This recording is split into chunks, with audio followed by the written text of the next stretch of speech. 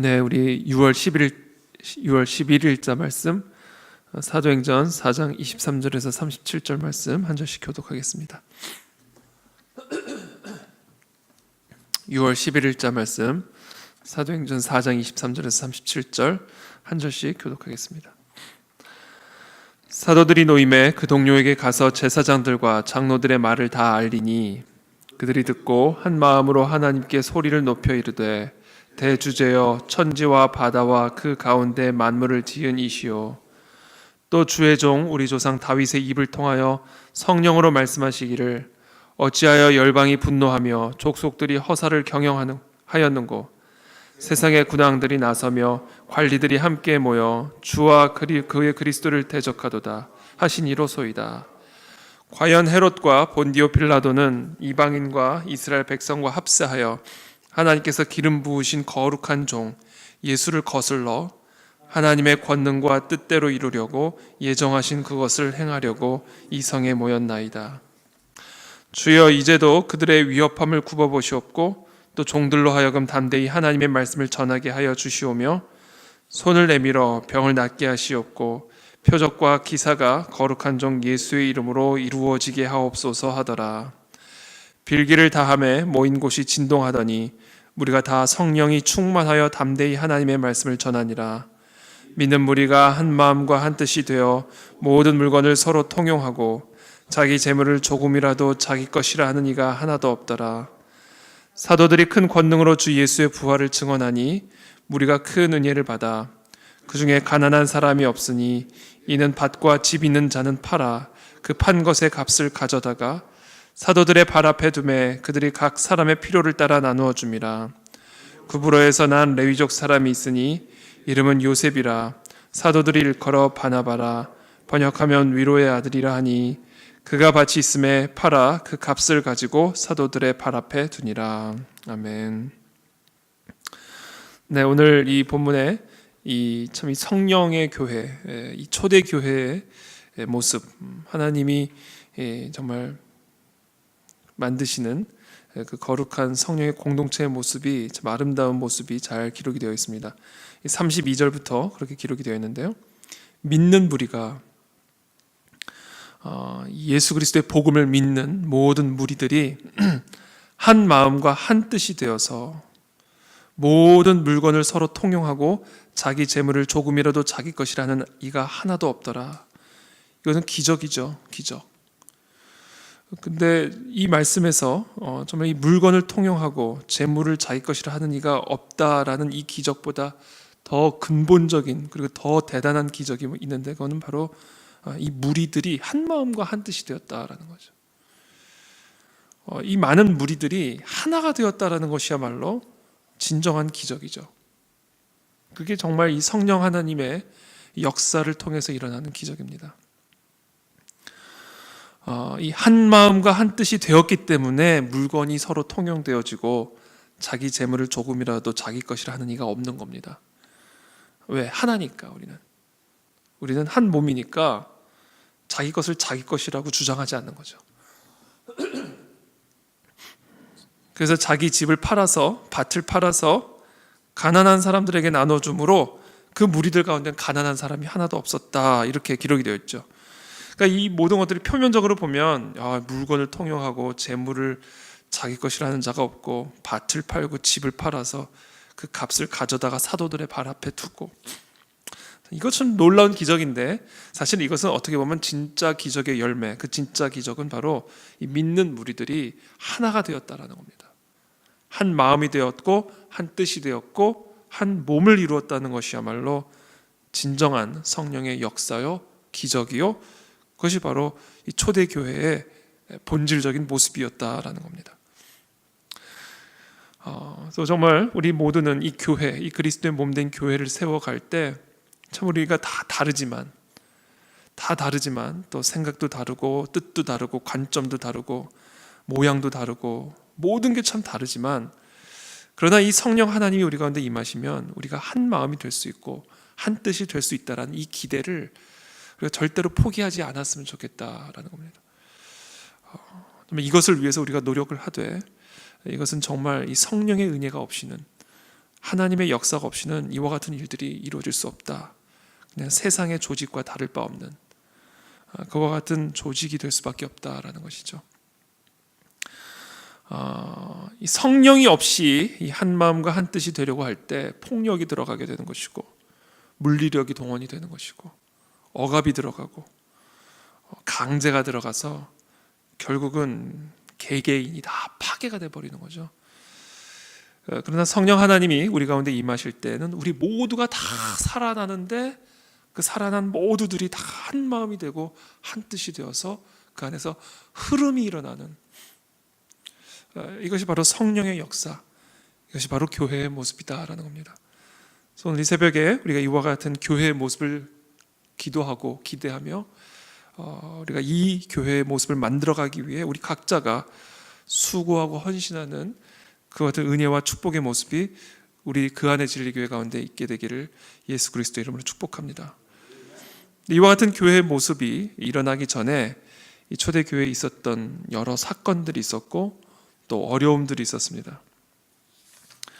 사도 베드로와 요한이 이 그리스도의 복음을 권능과 함께 담대하게 선포하며 안진뱅이들이 일어나고 병든 사람들이 일어나는, 살아나는 그런 표적과 역사들이 일어나니까 어떤 일들이 일어나기 시작하냐면, 그 영향력의 확대가 두려웠던 당시 그 리더십들, 지도층에 있었던 사람들이, 관리들이 이제 그 복음을 전하는 것을 방해하고 대적하기 시작합니다.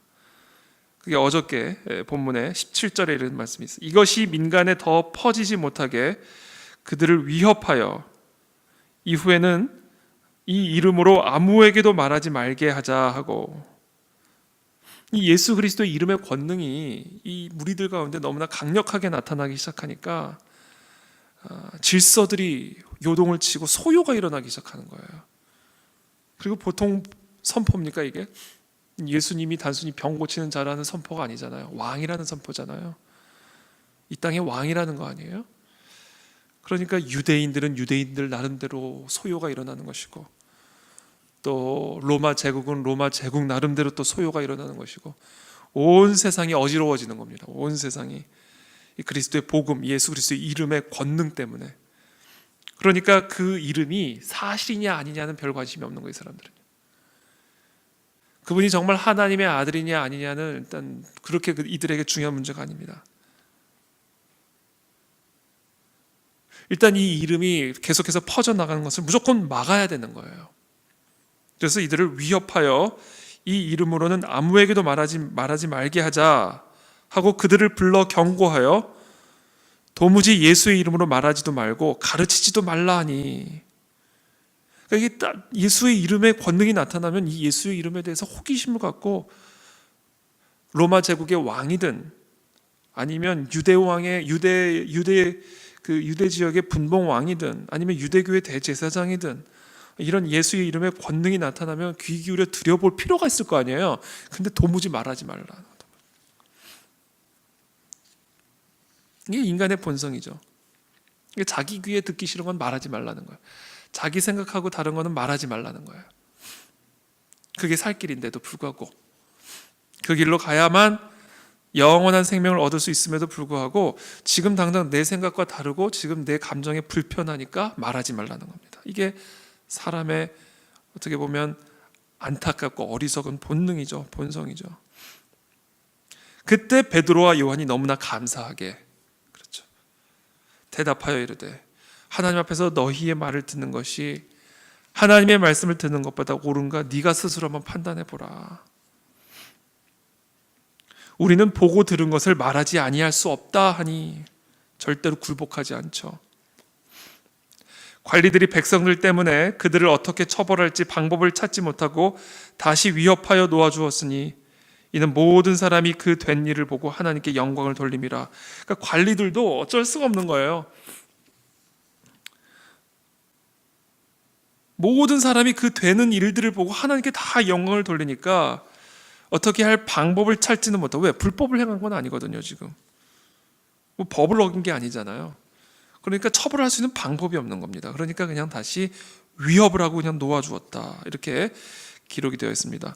그 사도들이 이제 노임에, 오늘 본문입니다, 그 동료에게로 돌아가서 제사장들과 장로들의 말을 다 알리니 그들이 듣고 한 마음으로 하나님께 소리를 높여 이르되 대주제여 천지와 바다와 그 가운데 만물을 지은 이시오 또 주의 종 우리 조상 다윗의 입을 통하여 성령으로 말씀하시기를 어찌하여 열방이 분노하며 족속들이 허사를 경영하였는고 세상의 군왕들이 나서며 관리들이 함께 모여 주와 그의 그리스도를 대적하도다 하시니로소이다. 지금 이와 같은 기도를 드리고 있죠. 세상의 군왕들이 나서고 관리들이 함께 모여서 주와 그의 그리스도를 대적하도다. 근데 이 말 또한 다윗의 예언이었어요. 이미 성령께서 다윗의 입을 통하여 예언된 말씀이었다는 겁니다. 그러니까 지금 이 베드로와 요한과 이 사도들은 이 예수 그리스도 이름의 권능을 증거하는 가운데 받는 그런 공격과 위협과 그 대적을 하나도 이상하게 여긴 것이 아니라 이것은 당연한 것이구나. 이 그리스도의 이름의 권능을 증거하고 이 복음을 선포할 때 이와 같은 공격과 이와 같은 대적과 거스름은 당연한 일이구나라는 것을 염두에 두고 하나님께 지금 도움을 기도하는 겁니다. 과연 헤롯과 본디오 빌라도는 이방인과 이스라엘 백성과 합세하여 하나님께서 기름 부으신 거룩한 종 예수를 거슬러 하나님의 권능과 뜻대로 이루려고 예정하신 그것을 행하려고 이 성에 모였나이다. 주여 이제도 그들의 위협함을 굽어보시고 또 종들로 하여금 담대히 하나님의 말씀을 전하게 하여 주시오며. 그러니까 지금 베드로와 요한은 지금 이와 같이 세상의 군왕들과 관리들 그리고 헤롯과 본디오 빌라도 유대교의 대제사장들과 장로들이 이 그리스도의 복음을 또 그 복음을 전하는 사도들을 대적하고 거스르는 그와 같은 위협함을 하나님 앞에 그대로 아뢰며 그 위협 가운데에서도 이 종들이 아랑곳하지 않고 담대히 하나님의 말씀을 전하게 해달라는 기도를 드리고 있습니다. 담대함을 위해서 기도하고 있죠. 담대함을. 이것이 복음을 증거하는 자들에게 있어서 가장 중요한 기도입니다.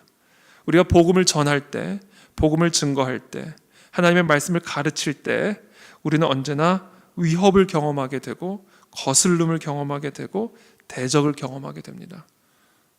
그러나 그 가운데에서 우리가 하나님께 구해야 할 것은 바로 그럼에도 불구하고 담대히 하나님의 말씀을 전할 수 있게 하여 주시옵소서라는 이 기도이죠.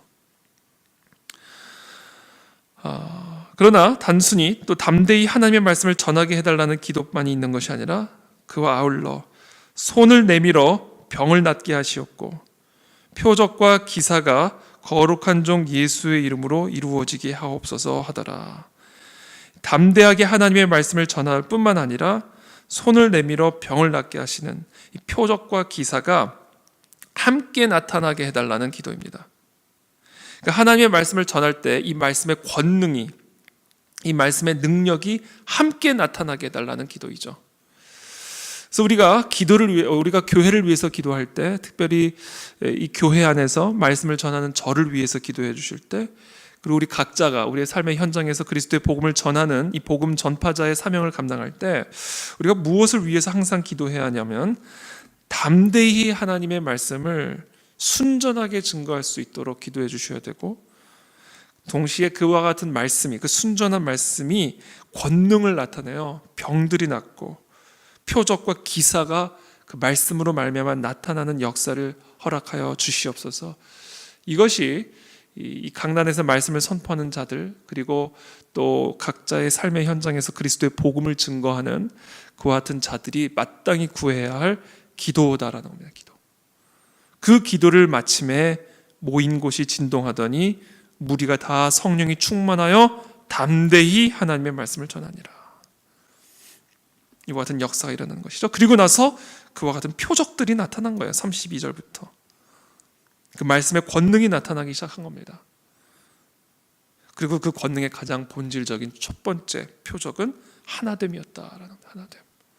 한 마음과 한 뜻을 이루어 그 안에서 서로 흐름이 일어나는, 통용함이 일어나는 이와 같은 역사가 이 교회 안에서 일어나게 되었다라는 것이죠. 그래서 오늘 이 새벽에 우리가 이와 같은 하나님 말씀의 능력을 허락하여 주시옵소서.